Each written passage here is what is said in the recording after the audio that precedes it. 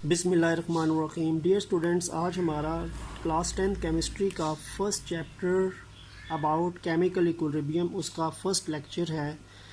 तो सबसे पहले आपको चैप्टर का टाइटल पता होना चाहिए। चैप्टर का टाइटल है जी केमिकल इक्विलिब्रियम।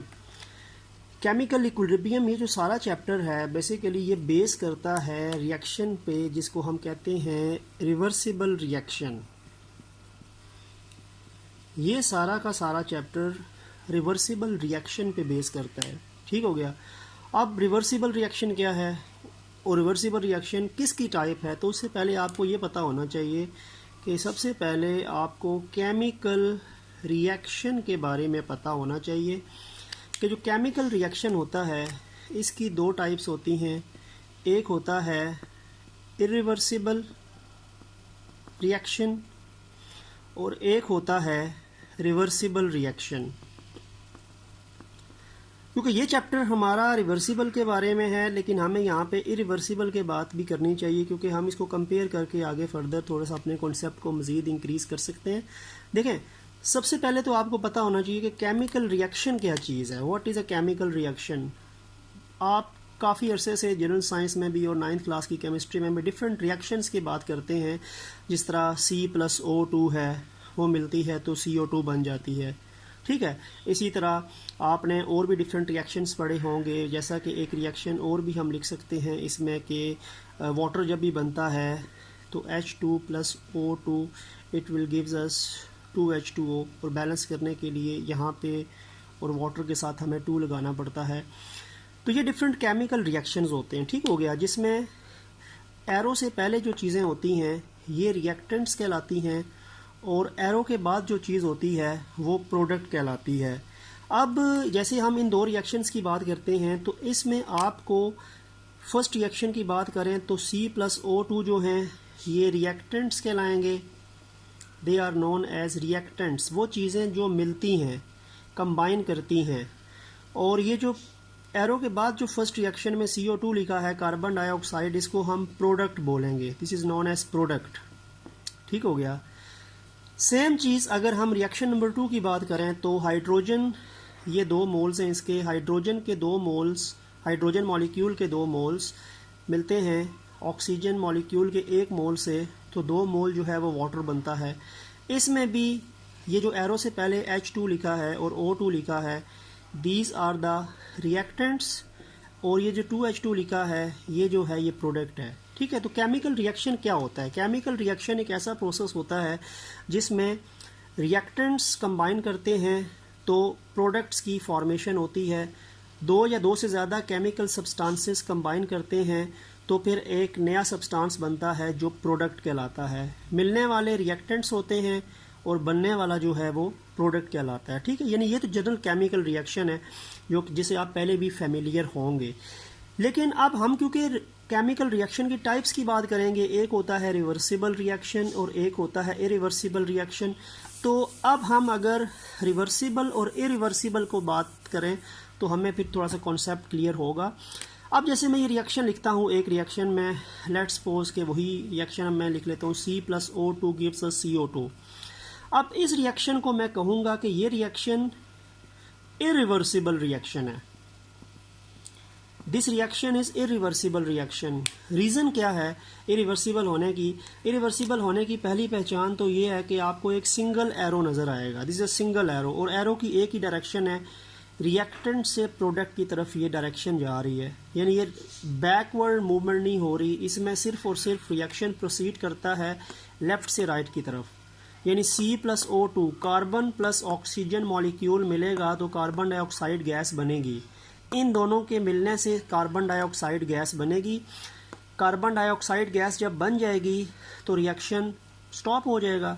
ठीक है। क्योंकि एरो के बाद एरो वापस तो पीछे नहीं जा रहा कि ये CO2 दोबारा भी इसमें रिकन्वर्ट हो सके, बिकॉज ये एरो सिंगल एरो का मतलब है कि रिएक्शन एक डायरेक्शन में प्रोसीड करता है। तो ऐसे रिएक्शंस जिसमें रिएक्टेंट्स मिलके प्रोडक्ट्स बनाते हैं और एक ही डायरेक्शन में वो रिएक्शंस मूव करते हैं लेफ़्ट से राइट।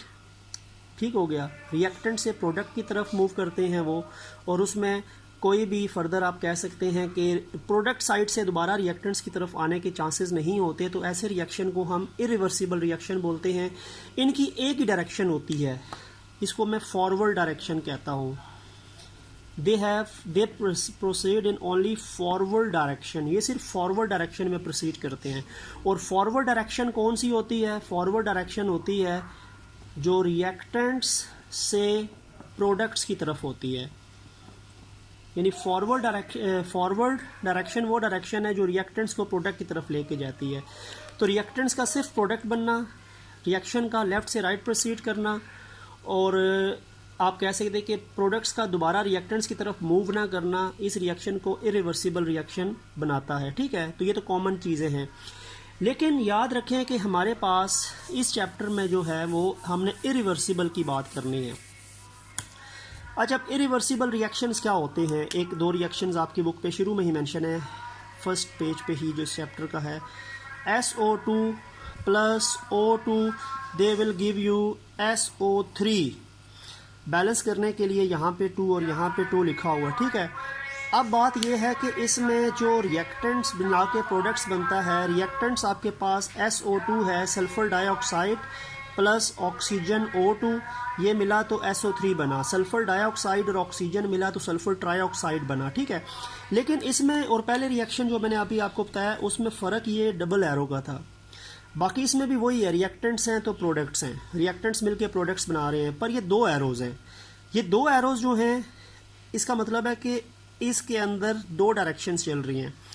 ये रिएक्शन आपको रिएक्टेंट्स को फॉरवर्डली मूव करवा के प्रोडक्ट्स की तरफ भी लेके जा रहा है, और प्रोडक्ट्स को दोबारा कन्वर्ट कर रहा है रिएक्टेंट्स में भी। यानी इसकी 2 डायरेक्शन है। This reaction proceed in forward direction, यानी from reactants to products, as well as reverse direction, products to reactant. ये रिएक्टेंट से प्रोडक्ट भी जा रहा है और प्रोडक्ट से रिएक्टेंट्स भी जा रहा है। ठीक है, दूसरी बात, फॉरवर्ड डायरेक्शन में भी जा रहा है, रिवर्सिबल डायरेक्शन में भी जा रहा है। यानी ये चीज़ मिलके इसको भी बना रही है, और ये चीज़ अपने आप को दोबारा रिकन्वर्ट कर रही है अपने ओरिजिनल कॉन्स्टिट्यूएंट्स में जिनसे ये मिलके बना हुआ है। ठीक है, तो ऐसे रिएक्शंस को हम रिवर्सिबल रिएक्शंस कहते हैं।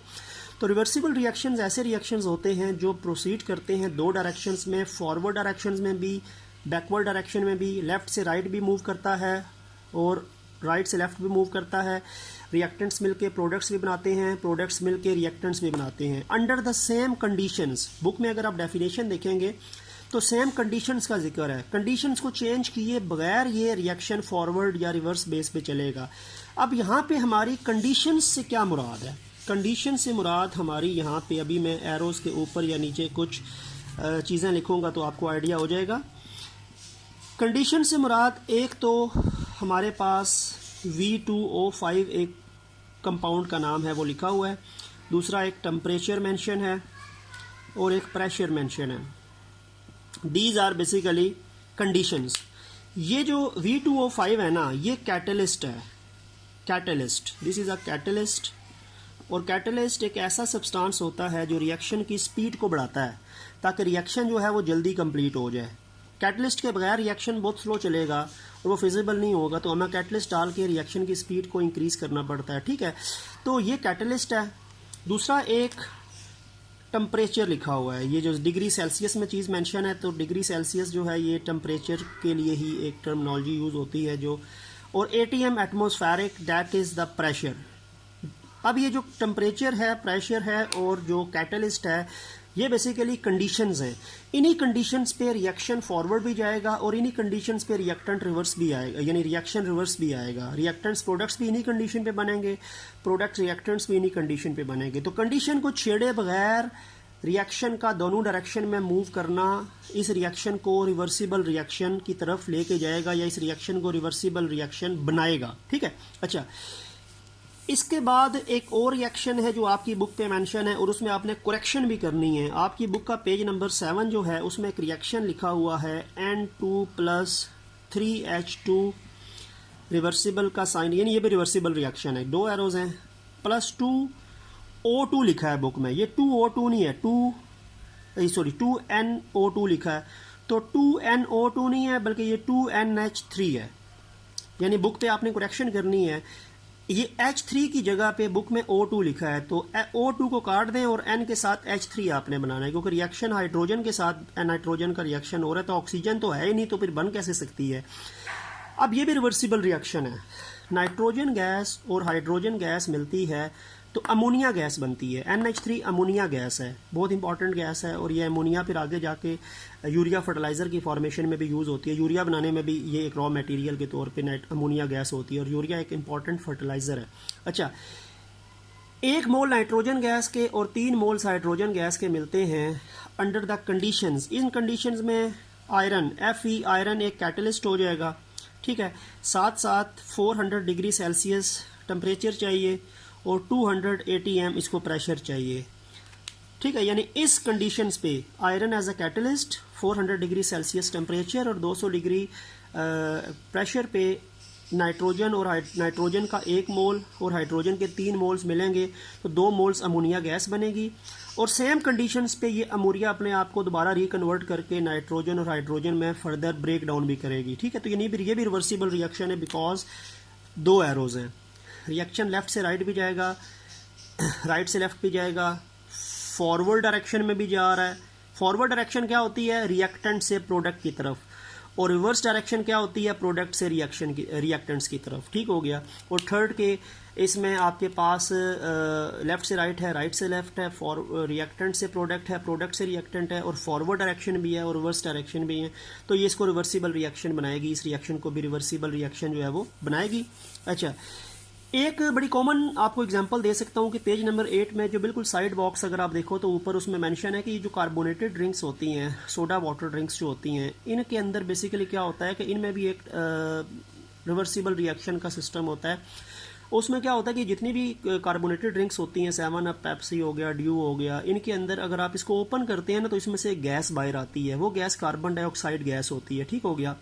वो गैस काफ़ी प्रेशर से उस लिक्विड के अंदर, वाटर के अंदर जो है वो डाली जाती है सम फ्लेवर्स के साथ, लेकिन जैसे ही उस आपका प्रेशर आप उसको हटाएंगे वो गैस वहाँ से रिलीज होगी, और अगर आप दोबारा लिड बंद करेंगे तो वो गैस जो होगी वो दोबारा अपने आप को उस लिक्विड के अंदर पेनिट्रेट करके एब्जॉर्ब करेगी।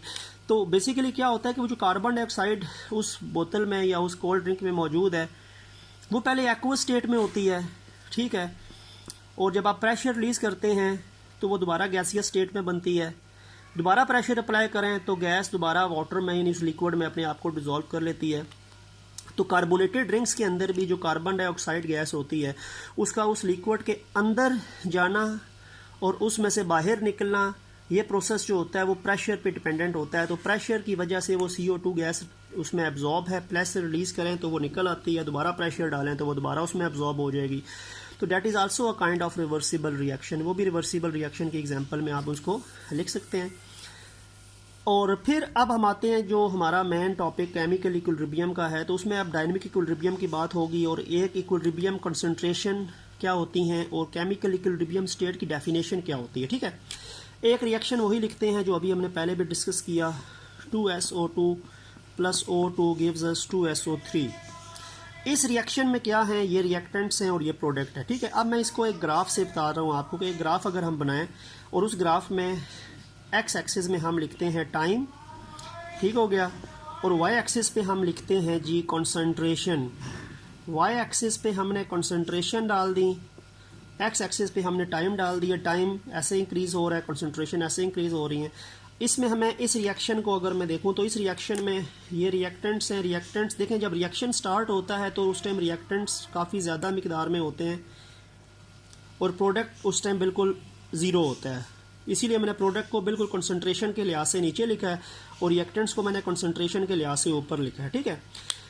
रिएक्शन स्टार्ट हुआ, रिएक्टेंट्स मिकदार में ज़्यादा हैं, प्रोडक्ट्स मिकदार में कम हैं। जब रिएक्शन आगे चलेगा तो रिएक्टेंट की मिकदार कम होना शुरू होगी, क्योंकि रिएक्टेंट्स आपस में कंबाइन करेंगे तो प्रोडक्ट बनाएंगे ना। तो रिएक्टेंट्स आपस में कंबाइन करके अपनी फिजिकल आइडेंटिटी ख़त्म करेंगे तो उनकी कंसंट्रेशन डिक्लाइन पे जाएगी, और इन दोनों के मिलने से क्योंकि प्रोडक्ट बनता है तो SO3 जो प्रोडक्ट है इसकी कंसंट्रेशन बढ़ना शुरू होगी।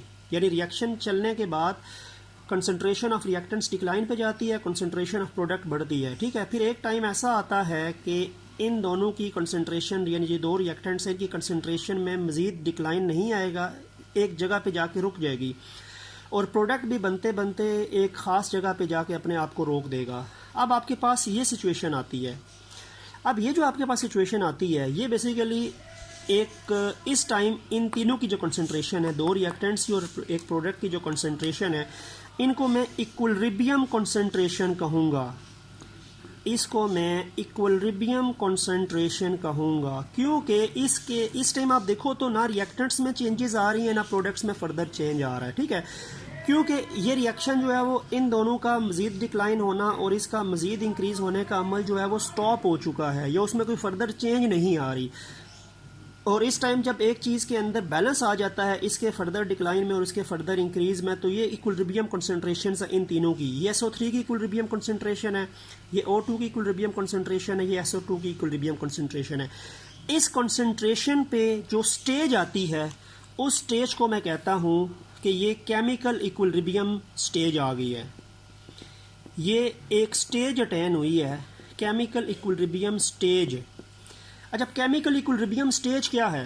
केमिकल इक्विलिब्रियम स्टेज ऐसी स्टेट होती है कि जब रेट ऑफ फॉरवर्ड रिएक्शन बराबर हो जाता है रेट ऑफ रिवर्स रिएक्शन के। जब आपके पास जिस स्पीड के साथ ये दोनों मिलके SO3 बना रहे हैं उसी स्पीड के साथ ये दोबारा अपने आप को इन दोनों में रिकन्वर्ट कर रहा है। तो इसका मतलब है कि ये कंसंट्रेशन इनकी ना बढ़ेगी ना कम होगी। उस टाइम इनकी जो मिकदार फिक्स हो चुकी है वो उतनी ही रहेगी। जब तक कोई एक्सटर्नली आप कोई छेड़ेंगे नहीं तो तब तक अंदर से अंदर उसकी मिकदार उतना ही रहना है। वो एक इक्विलिब्रियम कंसंट्रेशन पे आ चुकी है, ठीक है। और इस स्टेज को मैं केमिकल इक्विलिब्रियम स्टेज कहूँगा। और ये केमिकल इक्विलिब्रियम स्टेज पे बेसिकली क्या होगा, जो रेट ऑफ फॉरवर्ड रिएक्शन है वो बेसिकली बराबर हो चुका है रेट ऑफ रिवर्स रिएक्शन के। रेट ऑफ फॉरवर्ड रिएक्शन बराबर हो गया रेट ऑफ रिवर्स रिएक्शन के। इसी टाइम इसकी कंसंट्रेशन जो है वो इक्विलिब्रियम पे आ गई है। इस टाइम जितनी मिकदार इनकी हो चुकी है वो फर्दर इंटरचेंजेबल नहीं है, बिकॉज इक्विलिब्रियम अटैन हो गया है। और इक्विलिब्रियम इसीलिए अटैन हुआ है क्योंकि ये रिवर्सिबल रिएक्शन है। शुरू में रिएक्शन में रिएक्टेंट्स की मिकदार कम हो रही थी, प्रोडक्ट की बढ़ रही थी। फिर एक टाइम ऐसा आया कि रिएक्टेंट्स मजीद डिक्लाइन पे नहीं जा रहे अपनी कंसंट्रेशन के रिस्पेक्टिव से, और प्रोडक्ट मजीद इंक्रीज नहीं हो रहा। और इस टाइम ये आपके पास जो है वो एक इक्विलिब्रियम कंसंट्रेशन है इनकी, और इस स्टेट को मैं रिवर्सिबल यानी केमिकल इक्विलिब्रियम स्टेज कहूँगा। और केमिकल इक्विलिब्रियम स्टेज में रेट ऑफ फॉरवर्ड रिएक्शन बराबर हो जाता है रेट ऑफ रिवर्स रिएक्शन के, ठीक है। इसीलिए इनकी कंसंट्रेशन जो हो चुकी है रिवर्स इक्विलिब्रियम पे उसमें फर्दर चेंज नहीं आ रहा, ठीक है। अच्छा, फिर इसमें एक चीज़ है कि जो केमिकल इक्विलिब्रियम है ना, chemical equilibrium basically dynamic equilibrium होता है। Chemical equilibrium is dynamic equilibrium, ये डायनामिक इक्विलिब्रियम है। अच्छा, डायनामिक इक्विलिब्रियम इसको क्यों बोलते हैं? इसलिए बोलते हैं क्योंकि रिएक्शन स्टॉप तो नहीं हुआ ना, रिएक्शन तो चल रहा है। मैंने आपको बताया कि रिएक्शन डजंट स्टॉप, रिएक्शन चल रहा है। सिर्फ हुआ क्या है कि रिएक्शन फॉरवर्ड का रेट और रिएक्शन रिवर्स का रेट आपस में क्या हो गया, इक्वल हो गया। तो ऐसे रिएक्शन को इसीलिए हम डायनामिक कहते हैं। अगर रिएक्शन स्टॉप हो जाए ना तो वो कहलाता है स्टैटिक इक्विलिब्रियम। रिएक्शन का स्टॉप होना स्टैटिक इक्विलिब्रियम कहलाता है। अब यहाँ पे रिएक्शन स्टॉप तो हुआ नहीं है, इसीलिए स्टैटिक इक्विलिब्रियम तो नहीं हो रहा, डायनेमिक इक्विलिब्रियम हो रहा है। तो chemical equilibrium is basically a type of dynamic equilibrium, it is not a type of static equilibrium. क्योंकि स्टैटिक इक्विलिब्रियम होता तो रिएक्शन स्टॉप हो जाए, तो रिएक्शन स्टॉप जो होता है रिवर्सिबल रिएक्शन तो चलता रहता है, उसमें इक्विलिब्रियम स्टेज आ जाती है। लेकिन इक्विलिब्रियम स्टेज में भी फॉरवर्ड और रिवर्स रिएक्शन का रेट बराबर होता है, वो दोनों आपस में चल रहे होते हैं। लेकिन जिस रेट से फॉरवर्ड जा रहा होता है उसी रेट से रिवर्स जा रहा होता है। तो हम ये कह सकते हैं कि ये रिएक्शन स्टॉप नहीं हुआ, इसीलिए केमिकल इक्विलिब्रियम स्टैटिक इक्विलिब्रियम नहीं है। ये रिएक्शन चल रहा है लेकिन सिर्फ दोनों का रेट बराबर हो गया, फॉरवर्ड का रिवर्स का, इसीलिए ये डायनेमिक इक्विलिब्रियम कहलाता है, ठीक है। तो आपको कॉन्सेप्ट्स के हवाले से रिवर्सिबल रिएक्शन का पता होना चाहिए कि रिवर्सिबल रिएक्शन क्या है, जो दोनों डायरेक्शन में प्रोसीड करता है अंडर सेम कंडीशंस। और इस टाइम रिएक्शन के स्टार्ट होने में कंसंट्रेशन के लिहाज से रिएक्टेंट्स ज़्यादा होते हैं, प्रोडक्ट कम होते हैं। रिएक्शन जब चलता है तो रिएक्टेंट्स की कंसंट्रेशन कम होती है, प्रोडक्ट की बढ़ती है। फिर एक टाइम ऐसा आता है जिस टाइम इन तीनों की जो कंसंट्रेशन है, यानी रिएक्टेंट्स, प्रोडक्ट्स की, रिएक्टिंग सब्सटेंसेस की, ये बिल्कुल बराबरली एक ख़ास कर्व पे आके रुक जाती है, मज़ीद डिक्लाइन या अपटेक उनकी नहीं होती। ये केमिकल इक्विलिब्रियम कंसंट्रेशन यानी इक्विलिब्रियम कंसंट्रेशन कहलाती है। और इस टाइम रिएक्शन के अंदर फॉरवर्ड और रिवर्स रिएक्शन का रेट बराबर हो जाता है, स्टॉप नहीं होता रिएक्शन, रेट बराबर हो जाता है। और इस स्टेज को मैं केमिकल इक्विलिब्रियम स्टेज कहूँगा और इसको मैं डायनेमिक इक्विलिब्रियम भी कहूँगा, क्योंकि केमिकल इक्विलिब्रियम डायनेमिक इक्विलिब्रियम है बिकॉज रिएक्शन का रेट रिवर्स और फॉरवर्ड का बराबर हो गया, रिएक्शन स्टॉप नहीं हुआ। ठीक है, तो ये डायनेमिक इक्विलिब्रियम की एक कॉन्सेप्ट था about the chemical equilibrium and reversible reaction. तो आज हमारा टॉपिक अबाउट केमिकल इक्विलिब्रियम था, थोड़ा सा रिवर्सिबल रिएक्शन की बात की, इरिवर्सिबल की बात भी कर ली, और साथ साथ हमने एक ग्राफ के साथ इक्विलिब्रियम कंसंट्रेशन को डिस्कस किया, और साथ इसी के रिस्पेक्टिवली केमिकल इक्विलिब्रियम स्टेज और डायनेमिक इक्विलिब्रियम को भी डिस्कस किया। इंशाल्लाह नेक्स्ट वीडियो में, नेक्स्ट लेक्चर फर्दर जो इसके आगे है उसके साथ आप ही खिदमत में हाजिर होंगे। आज का लेक्चर जो है वो हमारा इतना ही है, इंशाल्लाह आपको समझ आया होगा। तो नेक्स्ट टाइम तक अल्लाह हाफिज़।